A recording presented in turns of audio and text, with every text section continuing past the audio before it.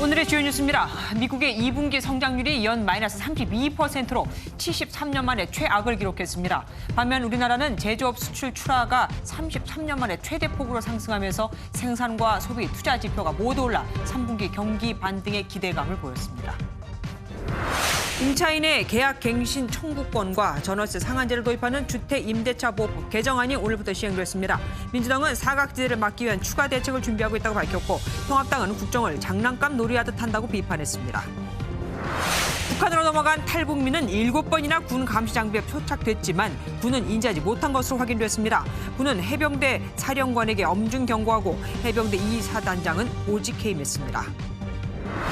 며칠 전 부산 지하차도에 갇혀 3명이 숨진 가운데 어제는 대전에서 지하차도를 건너던 70대 남성이 숨졌습니다. 비만 오면 침수되는 지하차도의 문제점을 MBN이 살펴봤습니다. 입마개를 하지 않은 맹견이 산책 중이던 소형견을 물어 죽이는 사건이 또 발생했지만 입마개 착용 의무화나 관련 처벌은 여전히 미약합니다. 코로나를 이유로 미 대선 연기를 거론했던 트럼프 대통령이 여론의 반발에 9시간 만에 이를 번복했습니다. 오바마 전 대통령은 대선 투표를 좌절시키려는 권력자라고 비판했습니다. 세계에 미친 코로나19의 여파는 예상대로 처참했습니다. 미국의 2분기 GDP 성장률이 전분기 대비 마이너스 32.9%, 통계가 작성되기 시작한 이후 그러니까 73년 만에 최악을 기록했습니다. 비교적 건실하다고 알려진 독일도 그렇고 멕시코도 역대 가장 큰 하락을 보였습니다. 신혜진 기자가 보도합니다. 미국 상무부는 올해 2분기 미국의 국내 총생산 GDP 성장률이 마이너스 32.9%로 나타났다고 밝혔습니다. 지난 1분기 마이너스 5%에 이어 2분기 연속 마이너스 성장을 기록한 건데 통계 작성이 시작된 1947년 이래 가장 크게 떨어진 수치입니다. 성장률을 끌어내린 건 역시 코로나19 충격에 얼어붙은 가계 소비였습니다. Consumer spending absolutely dropped off a cliff. When we look at that second quarter number, the economy shrank almost 33%. Consumption was down 34%. 코로나19 재확산에 경제 활동을 제한하는 도시가 많아지면서 실업 지표가 악화한 것도 성장률 하락의 원인으로 지목됐습니다. 상대적으로 건실한 것으로 평가받던 독일도 2분기 GDP가 1분기보다 10.1% 감소하는 등 역대 최악의 성적표를 내놨습니다. 글로벌 금융위기가 한창이던 2009년 1분기 마이너스 4.7%보다 2배 이상 하락한 수치입니다. Die Corona-Krise hat zugeschlagen. Wir haben sicherlich auch Strukturdefizite. Wir sind zu wenig innovativ auf der Digitalisierungsebene. Aber gerade Exporteinbruch, das ist Corona und auch die Kaufzurückhaltung der Konsumenten, die Investitionszurückhaltung der 지난해부터 마이너스 성장이 이어진 멕시코는 2분기 GDP가 전분기보다 17.3% 감소했고 홍콩도 마이너스 9%를 기록해 2분기 연속 역성장이 계속됐습니다. 전문가들은 세계 경제를 이끄는 주요 국가들이 최악의 성장률을 기록한 만큼 3분기에 반등할 가능성이 있다며 강력한 추가 부양책의 필요성을 언급했습니다. MBN 뉴스 신혜진입니다. 반면 우리 경제는 코로나로 막혔던 수출길이 서서히 열리면서 회복 조짐을 보이고 있습니다. 산업 생산이 6개월 만에 상승 전환했고 소비와 투자도 함께 올라 이른바 트리플 증가를 기록했습니다. 이병주 기자가 보도합니다. 헤어드라이어 등 임의용 제품을 만드는 중소기업입니다. 생산량의 40%가량을 수출하는데 코로나19로 계약이 지연되거나 취소되면서 상반기 수출액은 지난해의 10분의 1 수준으로 떨어졌습니다. 그나마 다행인 건 지난달부터 조금이나마 수출이 재개됐다는 점입니다. 2, 3, 4, 5월은 수출만 놓고 보자면 있던 주문이 다 지연되고 캔슬됐고요. 6월부터 주문이 들어오는 상태라서 그래서 하반기는 조금 더 기대를 하고 있기는 해요. 올 상반기 수출 상황이 워낙 좋지 않았던 만큼 지난달 제조업 수출은 전월보다 9.8% 증가해 1987년 9월 이후 33년 만에 최대폭으로 늘었습니다. 제조업 수출 등이 살아나면서 5개월 연속 감소했던 산업 생산은 지난달 4.2% 증가로 돌아섰습니다. 자동차와 반도체 생산의 증가폭이 늘면서 제조업 가동률도 7.8% 올랐고 서비스업 생산도 3개월 연속 상승세를 이어갔습니다. 소비는 3개월째 올라 코로나19 이전 수준을 회복했고 개별 소비세 인하와 맞물려 국내 자동차 판매가 늘며 설비 투자도 5.4% 증가했습니다.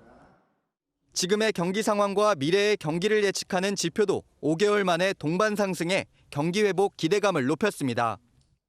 속보지표, 심리지표 등에서 엿보였던 개선 조짐이 한층 뚜렷해지며 3, 4분기 경기 반등의 가능성을 더욱 높이는 모습입니다. 다만 코로나19의 재확산과 미중 갈등은 큰 변수인 만큼 정부는 긴장의 끈을 놓지 않고 모든 정책 노력을 기울이겠다고 밝혔습니다. MBN 뉴스 이병주입니다. 정부는 정세균 국무총리 주재로 임시 국무회의를 열고 계약 갱신 청구권제와 전월세 상한제를 도입하는 주택임대차 보호법을 심의 의결했습니다. 주택임대차 보호법은 지난 27일 국회 법사위에 상정돼 사흘 만에 본회의를 통과했고 또 하루 만에 국무회의 의결까지 이루어지면서 속전속결로 처리됐죠. 해당 법안은 대통령 재가를 거쳐 오늘 오후 3시에 관보에 게재되면서 곧바로 시행에 들어갔습니다. 앞으로 세입자는 추가 2년의 계약 연장을 집주인에게 요구할 수 있으며 임대료는 원래 계약 금액의 5%를 초과해 인상할 수 없습니다. 여당은 부동산 시장의 혼란을 줄이기 위해 이런 속도전이 불가피했다고 했지만 야당은 법안을 마치 아이들 장난감 놀이하듯 처리했다고 비판했습니다. 하지만 당내에서도 말뿐인 외침에 불만이 많습니다. 우종화 기자가 보도합니다. 더불어민주당은 시행된 새 임대차 법보다 더 강한 정책도 낼 수 있다고 경고했습니다. 계약갱신 청구권제와 전월세 상한제를 우회하려는 시도들이 나오자 이를 겨냥한 겁니다. 이른바 임대차 권리금이 생길 수 있다는 전망도 나오면서 민주당은 이를 시장 교란 행위로 보고 모든 정책 수단을 동원해 막겠다고 밝혔습니다. 민주당과 정부의 투기 근절과 부동산 시장 안정화에 대한 정책 의지는 확고하며 언제든 더 강력한 추가 대책을 준비하고 있다는 점을 분명히 말씀드립니다. 또 다음 주 본회의에서 세법 등 나머지 부동산 정책 법안들도 모두 통과시키겠다고 예고했습니다. 미래통합당은 전세가 월세로 바뀌어 매물이 줄어드는 등 시장이 혼란스러워졌다며 서민들이 피해를 입고 있다고 비판했습니다.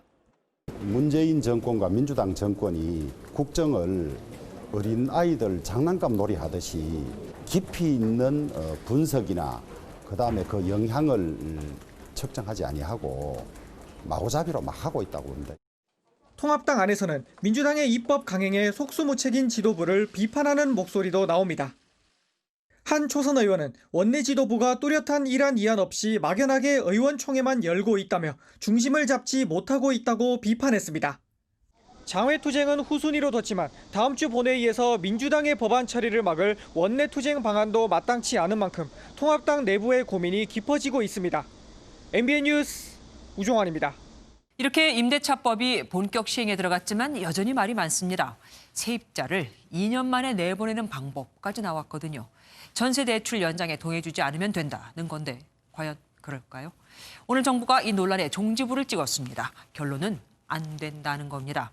보증기관에서 전세 대출 보증을 받은 임차인이 전세 계약을 갱신하려고 할 때 기존 전세 대출을 그대로 이용해서 그러니까 다시 말해 연장하는 건 임대인의 동의가 필요하지 않다고요. 전세값이 올라 대출이 더 필요한 경우에도 질권 설정이나 임대인의 동의가 필요한 것이 아니라고 했습니다. 심지어 이미 전세금을 5% 이상 올려서 재계약을 했다 하더라도 5% 이상의 인상분을 돌려받을 수 있습니다. 예를 들어 8%를 더 올려주기로 계약을 했다면 3%만큼 다시 반환받을 수 있고 돌려받지 않으면 계약이 끝날 때 갱신권을 다시 또 행사할 수 있는 겁니다. 그러면 2년을 더 살 수 있겠죠. 31년 만에 전 월세 거주 기간이 4년으로 확대된 첫날 서울 강남에선 3억 원을 올려 전세를 내놓은 집까지 있었습니다. 정정 기자가 현장을 둘러봤습니다. 서울 마포구의 한 부동산 중개업소. 새 임대차법이 시행되면서 전세값을 마음대로 못 올리게 된 집주인들은 혼란에 빠졌습니다. 집주인들이 보유세도 많고 그다음에 전세금도 이제 마음대로 못 올리니까 차라리 이제 팔아버려야 되지 않느냐 이런 문의 전화가 많이 오고 있어요. 새로 임대를 놓는 집주인들은 가격을 앞다퉈 올리고 있습니다. 서울 강남구에선 4주 만에 3억 원 가까이 오른 11억 원의 전세 매물이 나왔습니다. 마포구 역시 순식간에 2억 원 뛴 10억 원짜리 전세 매물이 세입자를 찾고 있습니다. 근데 10억이 실제 시세긴 해요? 나온 건 있죠. 심해요. 오르니까 그게 오늘부터 당장 되는 거잖아요. 기존 2년에 2년을 더 살 수 있는 세입자들은 일단 환영하는 분위기입니다. 세입자 입장에서는 좋죠. 또 금액 정해져 있으니까 불안하지 않고 그리고 기간도 연장 보장이 되니까. 반면 신혼부부 등이 새로 전셋집을 구하긴 더 어려워졌습니다. 가격이 더 오를 것이라며 상황을 지켜보려는 집주인이 늘면서 대치동의 전세 물량이 한 달 만에 39% 사라지는 등 서울 곳곳에서 전세가 빠르게 자취를 감추고 있는 겁니다. 31년 만에 새롭게 바뀐 전월세 시장. 정부는 혼란을 최소화하기 위해 관계기관과 머리를 맞대고 있습니다. MBN 뉴스 정주영입니다. 노영민 대통령 비서실장이 청와대 다주택 고위 공무원은 이달 안에 집을 팔라고 했었죠. 청와대가 현재 8명의 다주택자지만 다 매물로 내놓은 상태라며 다음 달 내로 매매 계약서를 제출하겠다고 밝혔습니다. 황정 기자가 보도합니다. 청와대는 현재 비서관급 이상 참모 중 다주택자는 8명이라고 밝혔습니다. 강남에만 2채를 가진 김조원 민정, 김거성 시민사회, 김회숙 인사수석 등인데 다만 8명 모두 1주택 외의 집을 매물로 내놓았다고 청와대는 말했습니다. 윤도한 국민소통수석은 이들 모두 처분 의사가 있고 노력을 기울이고 있다고 강조했습니다. 지난 2일 청와대 비서관급 이상 다주택자는 7월 안으로 1주택을 제외하고 나머지는 다 처분하라는 노영민 비서실장의 지시를 사실상 준수했다는 뜻으로 풀이됩니다. 이번 달 초 12명이었던 청와대 다주택자는 노 실장이 집 2채, 이호승 경제수석이 1채를 팔았고 기존 다주택자 3명이 교체됐고 새 비서관이 명단에 추가되며 8명으로 정리됐습니다. 남은 8명이 집을 일부러 비싸게 내놓고 안 팔려고 하는 것 아니냐는 의문에 대해 청와대 고위 관계자는 집이 거래가 드문 곳에 있어 계약이 오래 걸리는 경우도 있다고 말했습니다. 일부 사정이 있지만 청와대 고위 관계자는 다음 달 중으로는 매매 계약서를 다 제출하라고 했다며 8월 안으로는 다주택자가 마무리될 것이라고 자신했습니다. MBN 뉴스 황재현입니다. 탈북민 김 씨가 월북할 때 7차례나 우리 군 감시 장비에 포착된 것으로 드러났습니다. 택시에서 내리는 장면, 북한 지역에서 걸어가는 장면 등이 다 찍혔는데도 우리 군은 말 그대로 녹화만 하고 조치는 취하지 않은 거였죠. 한성원 기자가 보도합니다. 지난 18일 탈북민 김 씨가 택시를 타고 강화도 연미정 인근에서 내리는 장면이 민통선 소초 감시 카메라에 포착됐습니다. 초소 근무자 역시 택시 불빛을 봤지만 의심하지 않았고 상부에 보고하지 않았습니다. 김 씨가 북한 땅에 도착할 때와 물에서 나와 선전마을로 걸어가는 모습은 군의 열상 감시 장비인 TOD에 포착됐습니다. 특히 김 씨가 걸어가는 장면은 감시병이 사람으로 인식했지만 북한 주민으로 생각해 별다른 조치를 취하지 않았습니다. 이렇게 김 씨가 월북하는 과정에서 군 감시 카메라에 5번, TOD에 2번, 모두 7번 포착됐지만 배수로 탈출 등 초기 상황을 놓치면서 군은 다양한 부유물 속에 월북자 영상을 인식하기 어려웠다고 설명했습니다. 감시 장비 운용 최적화 및 운용 요원에 대한 전문성 숙련도를 향상시킬 수 있도록 다양한 방안을 마련하겠습니다. 합참은 민간인 접근이 가능한 부대 수문과 배수로에 대한 점검에 나서기로 했지만 뒷북 대책이란 비판을 받게 됐습니다. 이번 사태로 군은 해병 2사단장을 보직 해임했고 경찰청도 탈북민 관리에 미흡했다는 이유로 김포 경찰서장을 대기 발령했다고 밝혔습니다. MBN 뉴스 한성원입니다. 월북한 탈북민은 한강을 헤엄쳐 불과 1시간 14분 만에 북한에 도착했습니다. 이 과정에서 배수로 탈출에는 불과 12분밖에는 걸리지 않았죠. 감시 장비가 북한에서 침투해 들어오는 데 집중돼 있다 보니 우리 측에서 북쪽으로 가는 움직임엔 사실상 속수무책이었습니다. 배준우 기자입니다.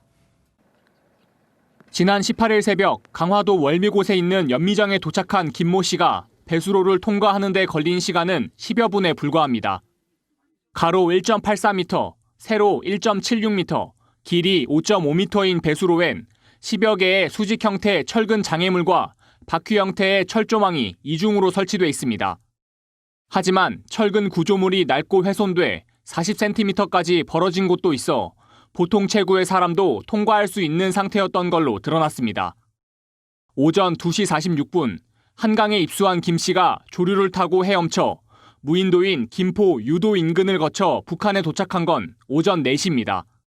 연미정에서 직선거리로 약 5km 떨어진 북한 지역까지 불과 1시간 14분 만에 도착한 겁니다. 김 씨는 3년 전 탈북 때도 유도를 거쳐 헤엄쳐 넘어왔고 사전 답사로 파악한 조류의 방향과 지형을 이용해 보다 수월했을 것으로 추정됩니다. 군 합동참모본부 관계자는 CCTV나 열화상 카메라 등 감시 장비가 북한에서 침투해 들어오는 전방 경계에 집중돼 있어 후방 월북자 식별에 어려움이 있었다고 밝혔습니다. 유사한 형태의 배수로가 김포와 강화도, 교동도 인근에만 100여 개에 달합니다. MBN 뉴스 배준우입니다. 서울 고검이 감찰을 요청한 한동훈 검사장부터 불러 압수수색 당시 벌어진 몸싸움을 조사했습니다. 한 검사장과 수사팀 양측 모두 압수수색 당시 촬영한 동영상을 제출한 것으로 알려졌습니다. 손기준 기자가 보도합니다. 감찰에 착수한 서울고등검찰청이 한동훈 검사장부터 비공개로 소환해 조사를 시작했습니다. 지난 압수수색 도중 벌어진 몸싸움에 대해 한 검사장이 수사팀장인 정진웅 부장검사를 그제 서울고검의 독직폭행 혐의로 고소하고 감찰을 요청한 데 따른 진정인 조사입니다.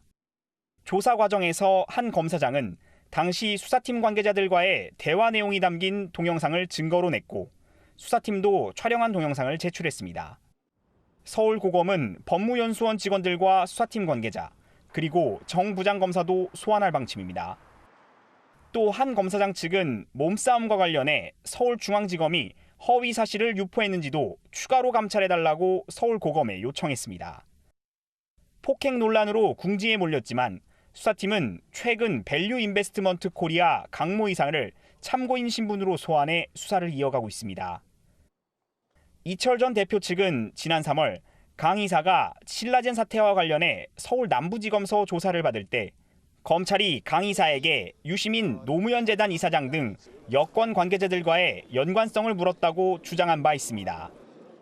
신라젠 투자 심사를 담당했던 그 직원들 둘이가 가서 이렇게 조사를 받았는데 그 과정에서 어떤 신라젠 관련을 물어봐야 했는데 유시민 장관을 이렇게 물어보면서 수사검사가 이제 당신 피의자라고 하면서 이와 함께 수사팀은 이동재 전 채널A 기자의 휴대전화와 노트북을 압수수색한 처분이 위법하다는 법원의 결정에 불복해 재항고했습니다.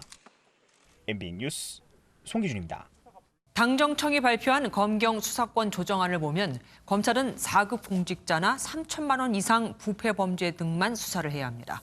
1급에서 3급은 공수처가 수사하고 5급 이하는 경찰이 맡으니 딱 4급 공직자만 남는 거죠. 이번 개혁안이 식물검찰총장에 이어 식물검찰을 만드는 거란 비판이 쏟아지고 있습니다. 임성재 기자입니다. 권력기관 개혁안의 핵심 중 하나는 검찰의 직접 수사 권한을 대폭 축소하는 겁니다.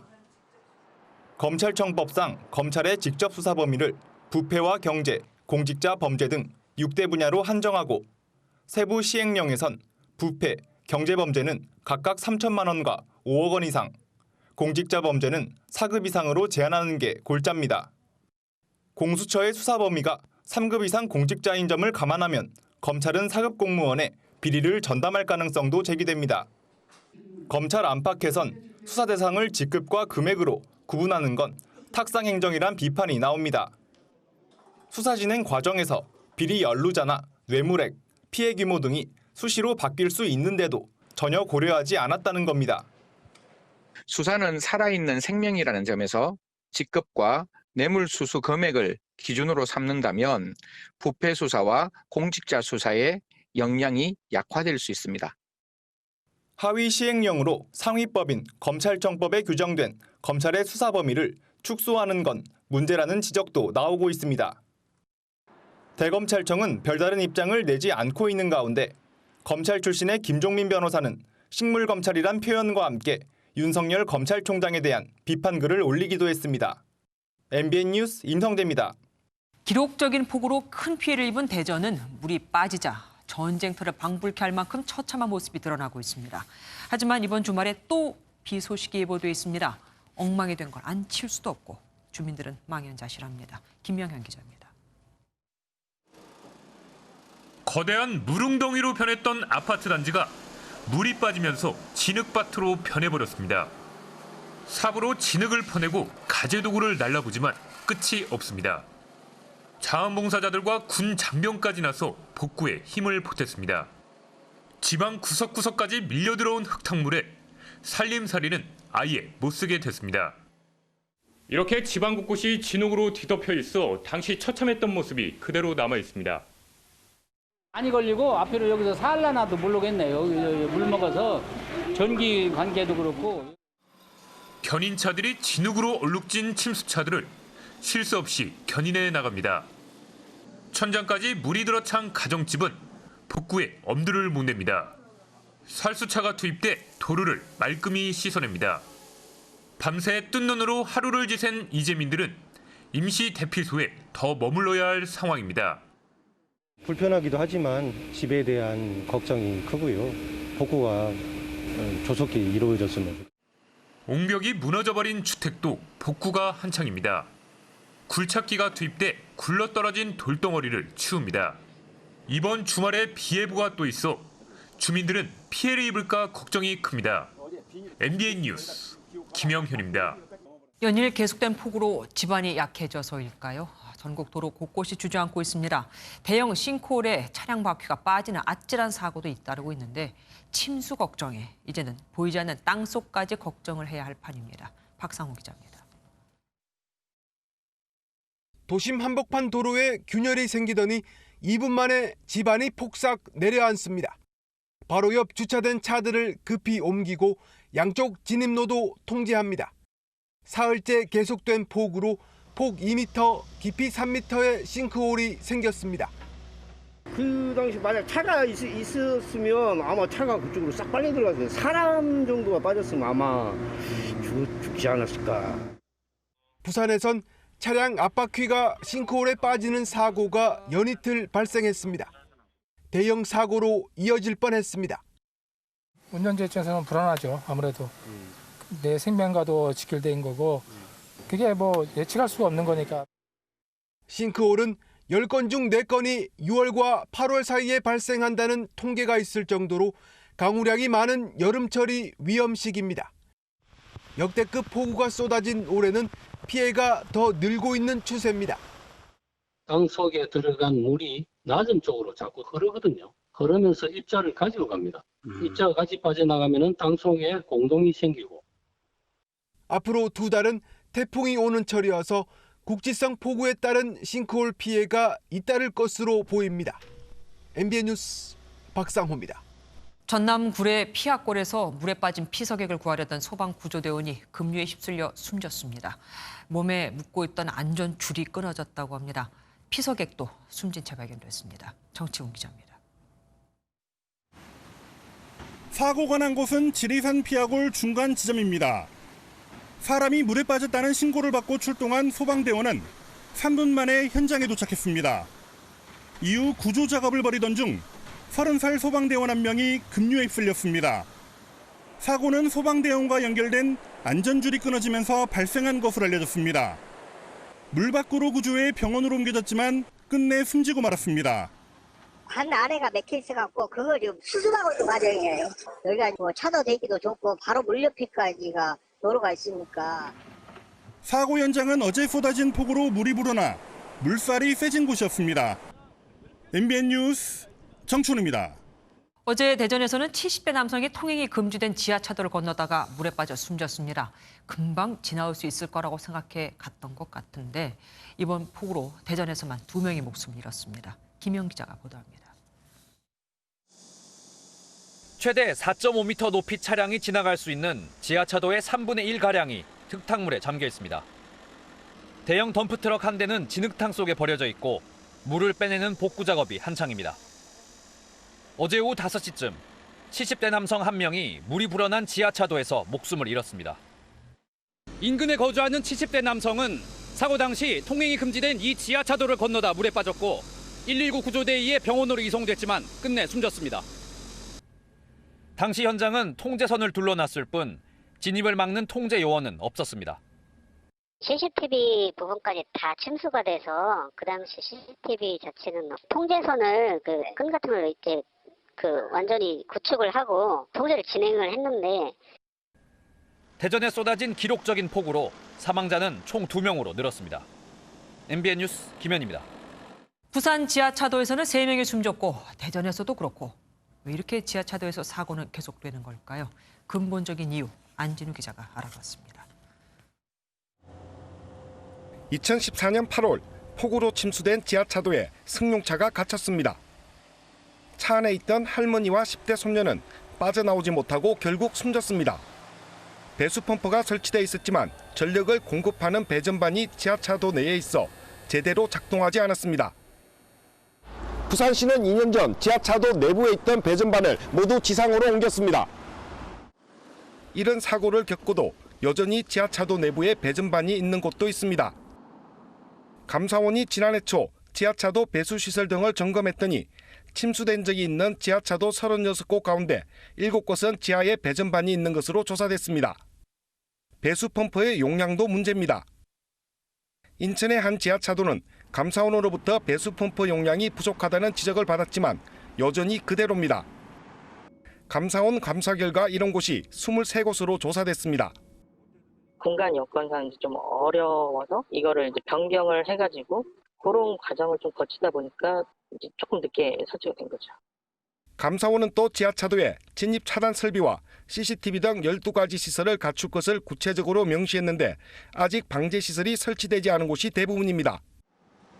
이처럼 지하차도 침수 시 사고를 막기 위한 시설 기준과 안전 매뉴얼은 다 마련돼 있었지만 제대로 지켜지지 않았고 인명 피해는 반복되고 있습니다. MBN 뉴스 안진우입니다.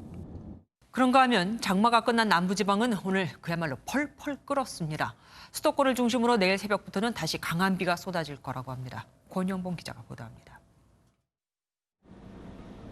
따가운 햇볕이 내리쬐는 해수욕장은 밀려드는 인파로 북적였습니다. 일명 데프리카, 대구 시민들은 휴대용 선풍기와 부채질로 열기를 달래봅니다. 장마 전선을 벗어난 부산과 영남, 제주 등 남부지방에 폭염특보가 발효됐습니다. 습하기도 습한데 마스크까지 끼니까 여기 안에 땀이 생겨서 더 힘들고 불쾌지수도 높아지고 그런 것 같아요. 수도권도 하루 사이 날씨가 확 바뀌었습니다. 중부지방을 중심으로도 장마가 잠시 주춤하면서 푹푹 찌는 찜통더위가 이어졌는데요. 서울의 한낮 기온은 보시는 것처럼 29도까지 올랐습니다.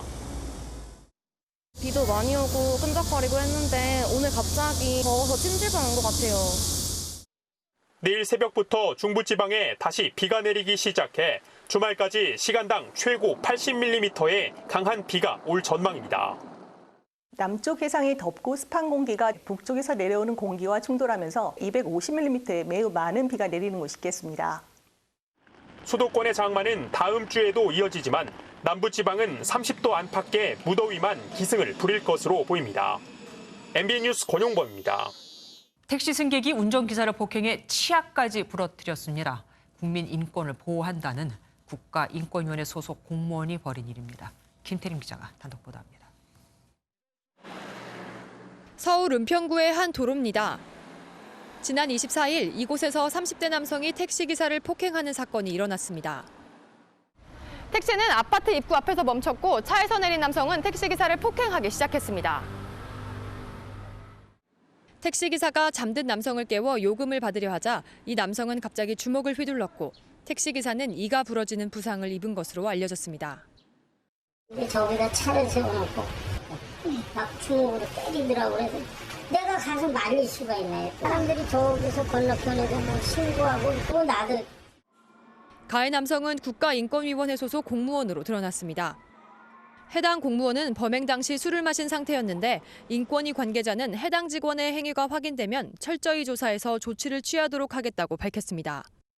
경찰은 해당 공무원을 상해 혐의로 입건해 조사하고 있습니다. MBN 뉴스 김태림입니다. 서울 시내 빌라에서 영아 시신이 발견된 사건 단독 보도해드렸죠. 사실혼 관계인 20대 남녀가 구속됐는데 경찰은 기존 아동학대치사가 아닌 형량이 더 무거운 살인죄를 적용했습니다. 아기를 방치해 숨질 것을 충분히 예측할 수 있었다는 겁니다. 박기영 기자가 보도합니다. 지난 22일 서울의 한 빌라 장롱 속에서 영아 시신이 발견됐습니다. 경찰은 이틀 만에 20대 부부를 검거했고 법원은 도주 우려가 있고 범행 정도가 중대하다며 이들을 구속했습니다. 영아의 친모인 정모 씨와 동거인 김모 씨는 검찰에 넘겨졌는데 처음 적용됐던 아동학대치사죄가 아닌 살인죄 및 사체유기죄가 적용됐습니다. 피의자들이 영아의 사망을 충분히 예측할 수 있었을 것으로 보고 미필적 고의에 의한 살인으로 판단한 겁니다. 또 보호자로서 사망 신고 등 의무를 다하지 않았다는 이유로 사체유기 혐의도 추가됐습니다. 학대치사죄의 경우에는 3년 이상의 징역에 처해진다고 규정하고 있는데요. 만일 죄명이 살인죄와 사체유기죄로 될 경우에는 그 법정형은 사형, 무기징역 또는 5년 이상의 징역에 처해지기 때문에 훨씬 더 엄하게 처벌될 가능성이 있습니다. 경찰은 국립과학수사연구원의 부검 결과가 나오는 대로 검찰에 전달할 예정이라고 밝혔습니다. MBN 뉴스 박규원입니다. 뉴질랜드에서 발생한 외교관 성추행 의혹 사건과 관련해 MBN이 피해자와 법률 대리인을 단독 인터뷰했습니다. 피해자와 대리인은 한국 대사관 측에서 언론과 접촉하지 말라는 경고를 내렸다며 한국 정부의 대응에 강하게 비판했습니다. 잘못이 없다면서 왜 조사를 하지 않느냐면서요. 홍지호 기자가 보도합니다. 주 뉴질랜드 대사관에서 일하다 성추행을 당했다고 주장하는 A씨는 현재 대사관에 병가 형태의 장기 휴가를 낸 상태입니다. 정신적 스트레스 등이 이유인 것으로 보이는데 법률 대리인을 통한 이메일 답변에서 주 뉴질랜드 한국 대사관을 향해 강한 불만을 토로했습니다. That you cannot talk to the media because there is an investigation. A씨의 법률 대리인은 해당 외교관은 물론 우리 외교부가 협조하지 않아 수사가 제대로 진행되지 않고 있다고 지적했습니다. 잘못이 없다면서도 조사를 거부하는 것은 오히려 한국 정부의 부담을 키우는 것이라고 주장했습니다.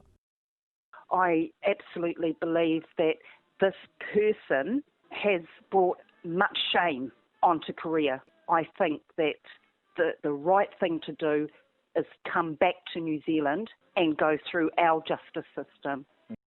외교부는 뉴질랜드 정부가 법적인 협조 요청을 하면 응하겠다는 입장입니다. 또 대사관에서 피해자의 언론 접촉을 막고 있다는 주장은 사실 무근이라고 밝혔습니다. 성추행 가해자로 지목된 외교관은 억울함을 호소하면서도 취재진의 연락에는 응하지 않고 있습니다. MBN 뉴스 홍지호입니다. 며칠 전 주택가에서 입마개를 하지 않은 맹견이 다른 반려견을 물어 죽이고 주인을 공격하는 일이 있었죠. 이런 사고는 하루 평균 6건씩 발생합니다. 그런데도 맹견이 입마개 착용을 하지 않아도 과태료에 불과한 게 현실이죠. 문제의 맹견은 안락사시켜야 한다는 주장도 나오지만 이 또한 처벌 규정이 없습니다. 조동욱 기자가 보도합니다. 서울 불광동의 한 주택가. 반려견을 산책시키던 여성에게 맹견류인 로트바일러가 갑자기 뛰어듭니다. 흰색 반려견은 15초 만에 목숨을 잃었습니다. 갑자기 짖음과 동시에 으르렁 하면서 달려든 거죠. 어떻게 손을 쓸 틈도 없었어요. 로트바일러의 주인은 당시 맹견 입마개를 채우지 않았습니다. 그냥 그대로 자리를 떠버린 거예요. 아니, 신고하든지 말든지 당신들 알아서 하라고. 그러고 그냥 자리를 떠버렸어요. 최근 3년간 발생한 개물림 사고는 6,883건으로 하루 평균 6건 수준이었으며 피해자 중 절반이 60대 이상 노인 혹은 10대 이하 어린이였습니다. 반복되는 개물림 사고는 가해견주에게 적용되는 처벌 조항이 미약하기 때문이란 지적이 끊이질 않고 있습니다. 목줄과 입마개를 하지 않은 부분에 대한 그 동물보호법상의 과태료 규정으로만 처벌이 가능한 상황인데요. 처벌이 굉장히 약하다고 볼 수 있습니다. 맹견의 경우에는 300만 원 이하의 과태료지만 그 밖의 견종 같은 경우에는 50만 원 이하의 과태료에만. 개물림 사고 방지를 위해 법적 보완이 필요하다는 목소리에 더 힘이 실리고 있습니다. MBN 뉴스 조동욱입니다. 정부의 코로나19 방역 활동을 방해한 혐의 등을 받고 있는 신천지 이만희 총회장에 대한 영장실질심사가 지금 진행되고 있습니다. 구속 여부는 오늘 밤 늦게 결정됩니다. 이재호 기자가 보도합니다.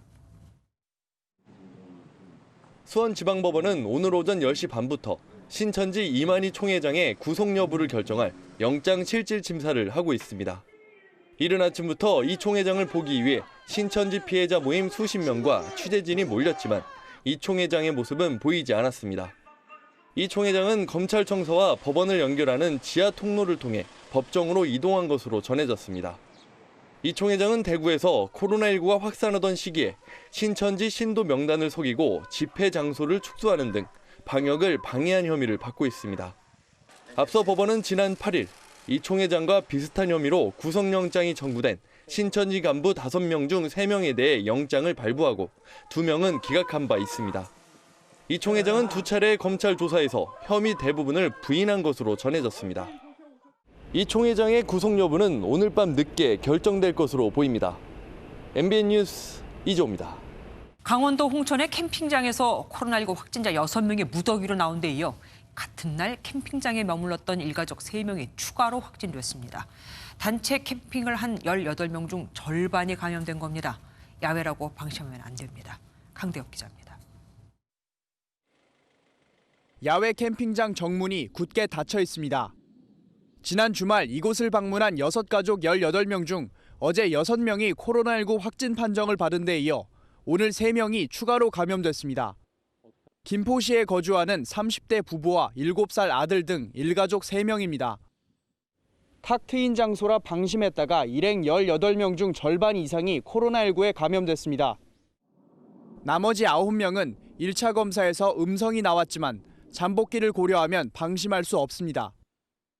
나머지 가족분들도 추가적인 모니터링을 하면서 봐야 되는 그런 야영장 운영자가 있고 또 이분들이 이제 장을 보시고 하셨기 때문에 그런 지역에서의 노출자에 대해서 계속 조사가 진행 중에 있습니다. 2박 3일 동안 머물면서 가족 간 숙소는 달랐지만 함께 모여 식사하고 거리 두기도 지키지 않은 게 문제였습니다. 코로나19 감염을 우려한 캠핑장 예약 취소 문의는 아직 많지 않습니다. 한두 번 줄어들고 한두 번 예약하시고 그래. 그래서 다들 내일도 그렇고 다 꽉 찼어요. 방역 당국은 야외에 있는 여행지나 캠핑장을 방문하더라도 과하다 싶을 정도로 방역 수칙을 준수해달라고 당부했습니다. MBN 뉴스 강대엽입니다. 코로나19 확진자가 한 명도 없다고 주장해온 북한이 돌연 수도 평양에 사실상 준봉쇄령을 내렸습니다. 코로나 상황이 심상치 않아 보이죠. 이인영 통일부 장관은 8억 원 상당의 코로나19 방역 물품 반출을 허가했는데 이게 어디에 어떻게 쓰일지는 밝히지 않았습니다. 오지희 기자입니다. 북한 매체가 평양 시내 40여 곳에 방역 초소를 새로 설치해 출입을 제한하고 있다고 보도했습니다. 지난 24일부터 월북자 감염을 우려하며 최대 비상체제를 선언한 북한이 개성에 이어 평양에도 사실상 봉쇄령을 내린 겁니다. 코로나 관련해가지고 평양도 봉쇄 조치를 하면서 내부 단속을 좀 하고 통제를 하고 있는 상황이 아닐까 이제 그렇게 추정을 해봅니다. 앞서 통일부는 2달 동안 보류됐던 8억 원 상당의 코로나19 방역 물품의 북한 반출을 전격 승인했습니다. 다만 수령처 등을 밝히지 않아 일각에서는 비판도 제기됐습니다. 무엇보다 중요한 거는 인도 협력의 성사 가능성을 높이고 사업의 성사 가능성을 높이고 정부 차원의 협력에는 무응답인 북한의 이인영 통일부 장관은 다시 한번 인도적 차원의 지원을 즉각 재개하겠다고 강조했습니다. 먹는 거, 아픈 거, 죽기 전에 보고 싶은 거 이런 것들에 대해서 저는 이제는 우리 스스로가 판단하고 추진해도 된다 이렇게 확신합니다. 또 강원도 고성을 방문해 금강산 개별관광 재개 방법을 적극 찾아 접경지역 경제에 숨통을 틔우겠다고 밝혔습니다. MBN 뉴스 오지혜입니다. 트럼프 미국 대통령이 오는 11월 미 대선 연기를 거론했다가 야당인 민주당은 물론 공화당에서도 반발이 거세자 9시간 만에 번복했습니다. 민주당은 역대 최악의 미국 경제 성장률에서 시선을 돌리려는 의도라고 비난했습니다. 장명훈 기자입니다. 도널드 트럼프 미국 대통령이 현지 시간 30일 오전에 올린 트윗입니다. 코로나19 여파로 우편 투표가 확대된 이번 대선이 사기극이 될 것이라며 조작 가능성을 언급하고 처음으로 대선 연기를 거론했습니다. 트럼프 대통령의 폭탄 발언에 워싱턴 정가는 발칵 뒤집혔습니다. 낸시 펠로시 하원 의장은 트위터를 통해 선거일 결정 권한이 대통령이 아닌 의회에 있다는 헌법 2조 1항 내용을 올리며 날을 세웠고 오바마 전 대통령도 직격탄을 날렸습니다. Even as we sit here, there are those in power who are doing their darndest to discourage people from voting. 민주당은 이번 트윗이 최악의 2분기 경제 성장률 발표 15분 뒤에 올라왔다는 점에서 화제 전환용이라는 비판을 내놓았습니다.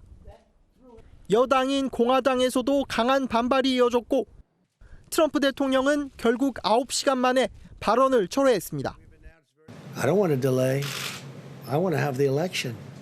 But I also don't want to have to wait for 3 months and then find out that the ballots are all missing. 초유의 대선 연기 언급은 우편 투표 시행을 막고 대선 패배 시 결과 불복을 위한 명분을 만들려는 의도에서 나온 것으로 해석됩니다. 비록 발언을 번복하긴 했지만 트럼프 대통령의 언급을 둘러싼 후폭풍은 쉽게 가시지 않고 있습니다. MBN 뉴스 장명훈입니다. 미국 항공우주국 나사가 5번째 화성 탐사 로봇 퍼서비어런스를 3차례 연기 끝에 우주로 쏘아 올렸습니다. 중국도 불과 일주일 전에 화성 탐사선을 발사했죠. 화성 정복을 향한 우주 전쟁이 본격화됐습니다. 정수정 기자입니다. 발사 카운트와 함께 탐사선이 하늘로 솟아오릅니다. 현지 시각으로 어제 오전 7시 50분, 미국 플로리다주 공군기지에서 나사가 5번째 화성 탐사선 로버를 쏘아 올렸습니다. 바퀴 6개, 길이 3m인 퍼서비어런스는 SUV 차량 같은 외형의 2.1m 길이의 로봇팔을 가지고 있습니다. 4억 8천만 킬로미터 떨어진 화성에는 내년 2월 중순쯤 도착할 예정입니다. 나사는 발사 후 한때 통신이 지연되기도 했지만 큰 문제 없이 운행 중이라고 밝혔습니다. 화성은 지구와 가깝고 생명체가 존재할 가능성이 가장 큰 행성입니다. Mars is not the dry, arid planet that we thought of in the past. Today we're going to announce that under certain circumstances, liquid water has been found on Mars. 이번 화성 탐사의 목적은 생명체 흔적을 찾고 화성의 토양과 암석을 채취하는 겁니다. Those questions relate to whether life might have existed there, about its climate, and also about the way a planet that is in many ways very similar to Earth, but in many ways very different. 지구로의 귀환은 이르면 2031년입니다. 지난 23일 중국도 하이난 원창 우주발사장에서 첫 화성 탐사선 캐논 1호를 쏘아 올렸습니다. 화성을 놓고 미국과 중국이 일주일 간격으로 탐사선을 발사하며 앞으로 우주 패권을 둘러싼 양국의 경쟁은 더욱 심화할 전망입니다. MBN 뉴스 정수정입니다. 휴대전화로 간편하게 음식을 주문할 수 있는 배달앱 많이들 이용하시죠. 일부 배달앱 운영업체들이 점주에게 수수료나 배달료를 전가하는 등 논란이 일자 당정청이 결국 칼을 빼들었습니다. 먼저 백길준 기자가 보도합니다. 휴대전화로 클릭 몇 번만 하면 메뉴 선정에서 배달까지 할 수 있는 배달앱. 지난해 기준으로 사용 인구만 2,500만 명으로 전 국민의 절반 수준입니다. 하지만 일부 앱 운영업체, 이른바 플랫폼이 점주들에게 배달료와 수수료 등을 전가한다는 갑질 논란이 불거졌습니다. 이 같은 논란을 의식해 더불어민주당과 정부, 청와대가 상생할 수 있는 환경을 만들겠다고 나섰습니다. 최근 폭발적으로 성장하고 있는 배달앱 시장에서 플랫폼 사업자와 입점 업체 간 상생을 위한 생태계를 조성하는 것이 시급합니다. 구체적인 방안도 제시됐습니다.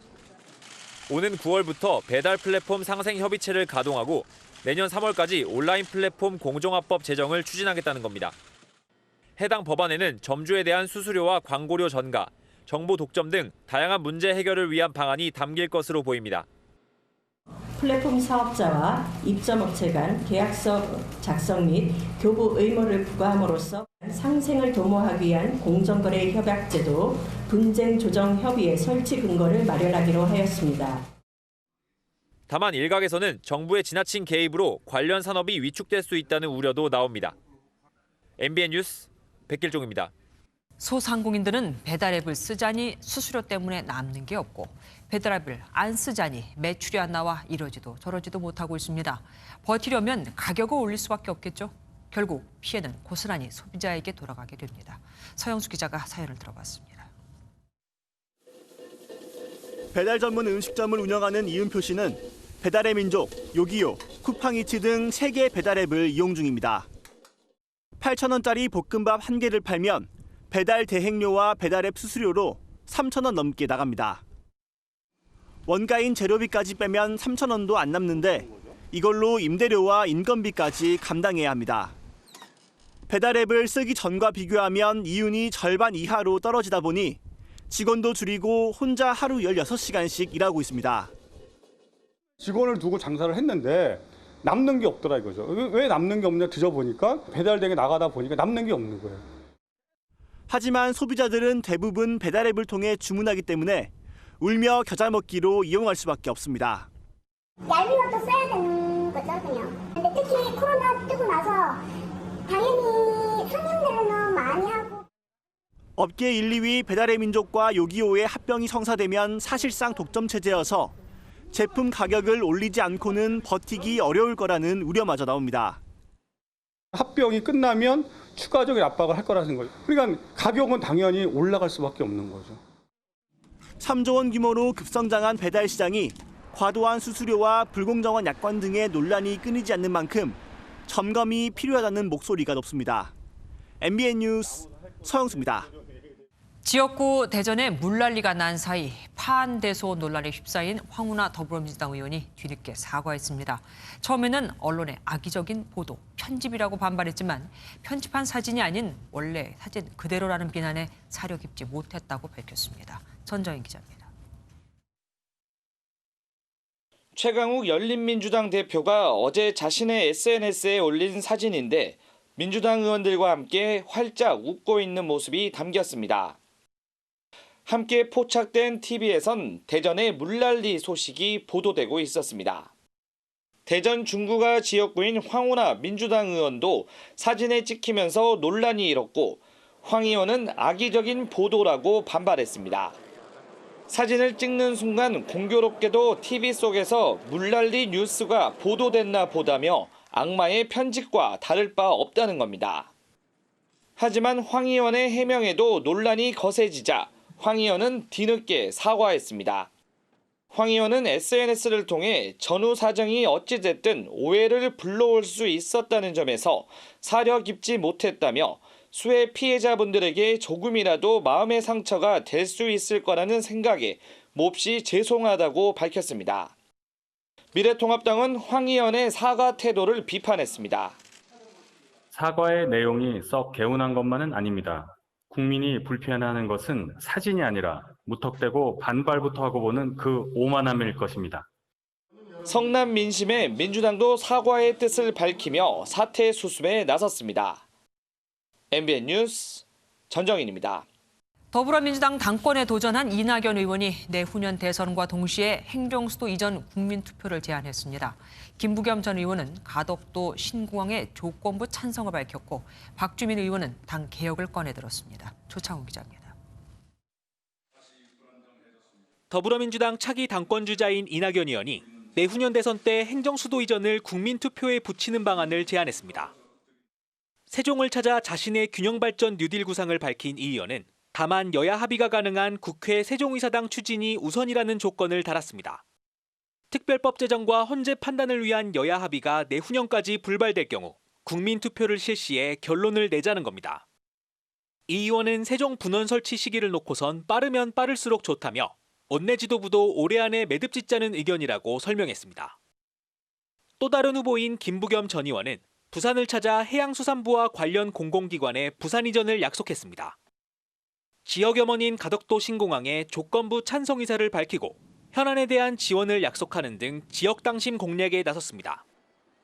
전당대회 이후를 묻는 질문엔 떨어지면 무엇을 하는 식으로 정치를 해오지 않았다며 당면한 선거에 올인하고 있다고 밝혔습니다.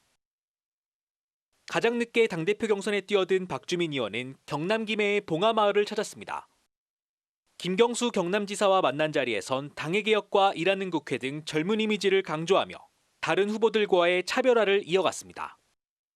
MBN 뉴스 조창훈입니다. 국회에 출석한 조명래 환경부 장관이 유충 수돗물 사태로 집중 질타를 받았습니다. 인천 외에 다른 지역에서 유충이 나오면 어떡하겠냐는 질문엔 나오지 않았는데 어떻게 사과하냐고 맞받아쳤습니다. 주진희 기자입니다. 국회에 출석해 유충 수돗물로 집중 질타를 받은 조명래 환경부 장관이 결국 사과했습니다. 수질 기준에는 현재 61개 항목에는 해당하지 않습니다만 국민들의 어떤 수질 안심에 관한 측면에서는 송구스럽게 생각합니다. 관련 인력의 전문성 부족과 시설 미비를 지적하며 예견된 사고가 아니었냐는 질타도 나왔습니다. 지난해 인천 적수 사태 원인으로 71.0%가 보직 순환으로 인한 전문성 부족을 꼽았다라고 이야기를 해요. 담당 공무원들이 그것은 자격증을 획득하도록 되어 있는데 자격증 획득이 상당히 어렵습니다. 전문직을 신설해서 연구사를 거기다 배치하는 것을 저희들이 검토를 지금 하고 있습니다. 음용 금지 권고가 내려진 인천을 제외한 다른 지역은 수돗물을 마셔도 괜찮냐는 추궁도 쏟아졌습니다. 인천 말고 다른 지역에서 유충 수돗물이 발견이 됐다. 국민들이 음용을 했을 때 장관님이 책임지시겠냐고요. 국민들이 안 나오면 어떻게 다 제가 사과를 하겠습니다. 나오면 그 다음 단계 문제고요. 조 장관은 깔따구 유충이 발견된 정수장에 대한 정밀 조사가 진행 중인 만큼 8월 말에는 결과가 나올 것이라고 밝혔습니다. MBN 뉴스 주진입니다.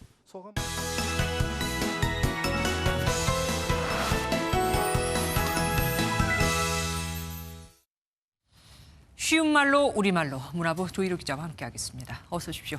오늘은 어떤 단어를 갖고 나오셨습니까? 네, 첫 번째 단어 바로 바이소셜이라는 말입니다. 어떤 단어인지 한국사회적기업진흥원에서 만든 홍보 영상 먼저 보시겠습니다. 사회적 경제가 만든 제품과 서비스를 소비하는 것만으로 함께할 수 있습니다. 같이 할래요, 바이소셜? 저걸 들으면 뭔가 알았어야 될 것 같은데 들어도 모르겠습니다. 네, 바이소셜은 영국에서부터 시작된 윤리 소비 운동을 말합니다. 쉽게 말해서 사회적으로 가치 있는 소비를 하자는 캠페인인데요. 노숙인 자립을 위해서 빅이슈 잡지를 사거나 공정무역 커피를 마시고 장애인들이 만든 제품을 사면서 소비를 통해 사회적 가치를 실현하는 걸 말합니다. 그러니까 뭐 알게 모르게 우리가 이게 바이소셜이라는 걸 실천하고 있었던 셈도 되는데 이건 어떻게 바꿀까요, 우리말로? 네, 바이소셜은 소비를 통해서 사회가 상생하자는 의미니까 상생 소비로 쓰면 좋을 것 같습니다. 네. 요새 바이소셜이 자주 언급되고 있는데 한번 익숙해지면 다시 바꾸기가 쉽지 않으니까 더 확산하기 전에 우리말로 사용하면 좋을 것 같습니다. 그렇군요. 다음 단어는 어떤 겁니까? 네, 다음 단어는 미닝아웃이라는 말입니다. 오늘 나온 단어는 다 이렇게 어렵습니까? 커밍아웃은 알겠는데 미닝아웃은 또 모르겠습니다. 미닝아웃은 단순히 제품을 사는 걸 넘어서서 그 제품이 지닌 가치까지 함께 소비하는 걸 뜻합니다.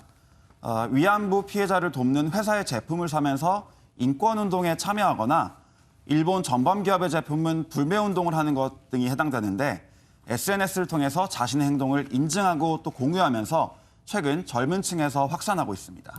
그러니까 가성비와는 또 다른 의미로 쓰이는 거네요. 그런데 굳이 뭐 영어로 할 필요가 있을까 싶기도 합니다. 이건 어떻게 바꾸면 될까요? 그렇습니다. 그래서 바꿔본 우리말 바로 소신소비입니다. 개인의 신념과 가치관을 담은 소비라는 점에서 미닝아웃보다 쉽게 이해할 수 있는 소신소비로 말하면 좋겠습니다. 새로운 소비 문화가 요즘 많이 생겨나고 있는데 새로운 것일수록 이렇게 우리말로 좀 이해를 할 수 있게 바꿔줬으면 좋겠습니다. 여기까지 듣겠습니다. 요즘 노후 경유차를 폐차하면 고철값까지 100만 원가량을 챙길 수 있고 당장 새 차 사기가 부담된다면 매연 저감 장치만 달아도 되는데 이때도 90%를 정부가 지원해 줍니다. 이걸 달지 않으면 불이익이 크다고 하네요. 이혁건 기자가 보도합니다. 2004년식 경유차를 몰던 문종석 씨는 오랜 고민 끝에 차를 떠나보내기로 했습니다. 서울 사대문 안으로 들어오려면 과태료가 10만 원에 달하는 등 불이익을 받는데 불가피한 경우가 많아 부담이 만만치 않기 때문입니다. 서울권 진입하려고 하면 이제 단속 카메라들이 많이 있어가지고 딱지가 이제 날라오니까 이제 진입을 못하니까 불편하더라고요. 폐차를 택하니 생각지도 못한 보조금이 꽤 쏠쏠하다는 게 문 씨의 설명. 조기 폐차 보조금 75만 원에 고철비 37만 원을 받고 새 차 구입에 대한 정부 보조금 32만 원가량을 더 받습니다. 당장 새 차 사기가 부담스러운 차주는 폐차 대신 매연 저감 장치를 다는 방법도 있습니다. 매연 저감 장치 DPF입니다. DPF를 달면 노후 경유차의 매연 농도가 10% 이하로 줄어듭니다. 매연 저감 장치의 경우 40만 원가량을 차주가 부담해야 하지만 경유차가 받는 각종 불이익에서 면제되는 혜택이 있습니다. 좀 더 운행을 하고 싶어서 타게 됐습니다. 근데 뭐 일단 운행을 해야 되니까. 전국의 노후 경유차는 180만 대 수준. 환경부는 노후 경유차를 조기 폐차하고 친환경차 보급을 빠르게 확대한다는 계획입니다. MBN 뉴스 이혁근입니다. MBN 사회일부 법조팀 조경진 기자가 대한변호사협회가 선정한 우수 언론인상을 받았습니다. 대한변협은 오늘 열린 2020 정기총회에서 균형 있고 공정한 보도로 우리 사회 법치주의 발전에 기여하는 공로로 조경진 기자 등 6명을 선정해 시상했습니다. K리그 12개 팀 중 11위의 FC서울 최용수 감독이 최악의 성적을 책임지고 전격 사퇴했습니다. 프로축구 명문 FC서울이 어쩌다가 부진의 늪에 빠진 건지 해법 또한 오리무중입니다. 구경호 기자입니다. 부진에 부진을 거듭하던 서울은 그제 포항과의 FA컵 8강전에서 1대5로 대패해 탈락했습니다. 올 시즌 K리그에서는 12개 팀 가운데 11위에 그쳐 시즌 내내 책임을 느낀다고 말해온 최용수 감독은 팬들과 선수들에게 정말 미안한 신화라고 생각하고 깊은 늪에 빠진 것. 결국 어제 자진해서 사퇴하고 팀을 떠났습니다. 최 감독이 들어올렸던 2012년 K리그 우승컵과 2015년 FA컵 우승컵은 이제 모두 추억. 서울은 과거의 영광을 뒤로하고 올해는 온갖 악재를 자초하면서 최악의 드라마를 써왔습니다.